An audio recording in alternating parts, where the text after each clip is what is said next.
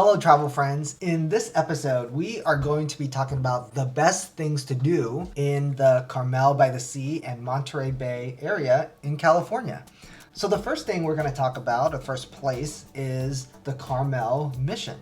This place is actually the second mission in California. Missions are sort of they're quite a thing in California, and there's like several of them along the California coast. As a Midwesterner, these missions are really unique. We don't have missions in the Midwest. I would say that this one, there's not that much to do or see. You can probably do everything and see everything like within an hour. But, it is historic and it is, a relic from probably a more simpler time. Yeah, from the 1700s. There's an active school. It's an active parish, which I think is really cool. The courtyard is beautiful.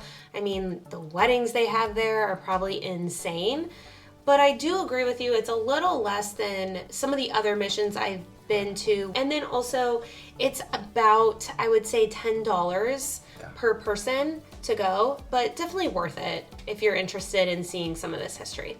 So next up is going to be something that really sets Carmel-By-The-Sea apart and also just adds to its utter cuteness. It is going to be the Storybook Cottages.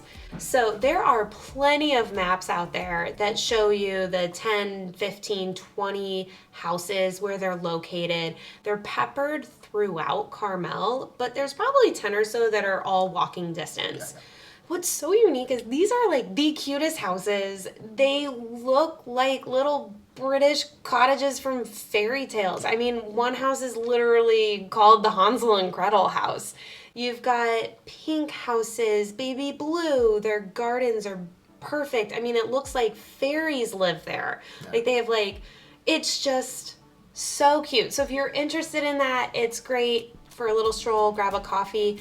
On top of that, I challenge you to look around downtown Carmel because a lot of these stores are actually also kind of in that cottage architecture, and it's just so adorable, and it makes the whole town come together and feel so charming. I have nothing to add to that. Yeah. Charming little houses. I mean, who wouldn't like those? So while you're walking around looking at all of these charming little houses of Carmel-By-The-Sea, you're also going to take some time and shop. So shopping is the next thing that we recommend doing. They've got high-end stores, jewelry stores. My favorite store there is the Kris Kringle store, and it's a Christmas store. It's open year-round. I think Carmel is just a great place to shop. So the next thing to do is visit the beaches. Carmel-By-The-Sea is right there by the sea, and there are beaches for you to visit. One thing we'll note is a couple of the beaches are actually rocky. The sand is little rocks. So if you're not prepared for that, I mean, you're getting a natural pedicure, but it hurts a little bit. So make sure you have certain shoes. Yeah, the sand's a bit coarse, is I think what you're trying to say. And also just know that if you're not familiar with the California coast, the water is always cold.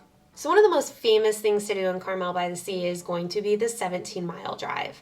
I'm sure most of you have heard of it. If you haven't, it is a 17-mile drive located along the coast through some of the most exclusive neighborhoods, along with one of the more exclusive golf courses known as Pebble Beach. You will need to pay a toll to get in. This helps crowd control, which actually makes the experience a lot better. And what's so unique about the 17-mile drive is there are stops throughout the entire drive. There are lookouts. You can see the lone cypress tree, which is the logo of Pebble Beach Golf Course. And there are also some beaches that you can stop and enjoy some time. So if you are there with your kids, it's a great way to kind of go to a not as crowded beach and enjoy your day. Yeah. So I'm not a golfer. We're not golfers, but I can imagine if you were a golfer, you sort of have to go, right? Pebble Beach, famous golfing area. The other thing is that when you pay your toll to get in, they'll give you a map about like places to stop. It's actually really, really great, especially if you have families and kids. I mean, I can imagine like kids just like, you know, really, really enjoying every single stop. And last but not least, I think this is actually hands down the most popular thing. We were very surprised because when we were sourcing things to do, every single person we asked told us that we needed to go to the Monterey Bay Aquarium. This aquarium is actually pretty amazing. It has something for everyone, no matter the age. I think it's even better if you have kids. There are so many interactive activities. Watch animals get fed, touch stingrays. Like, there are a lot of things that little kids and their fingers can do throughout there. So we're going to do a dedicated Monterey Bay Aquarium episode. So if you're interested in learning a little bit more and kind of seeing a little bit more footage about like what exactly is around there, you know, definitely check out that episode.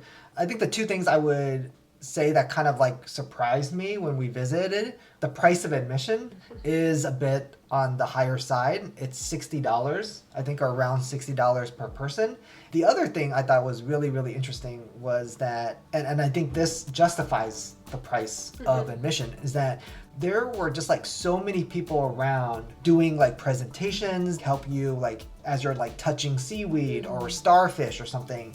The kids that we saw there, and were like a lot of kids, they were just like, it seems like they were having like the time of their lives. It was awesome. Yeah.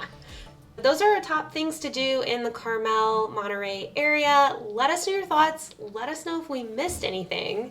Please like and subscribe, and happy travels.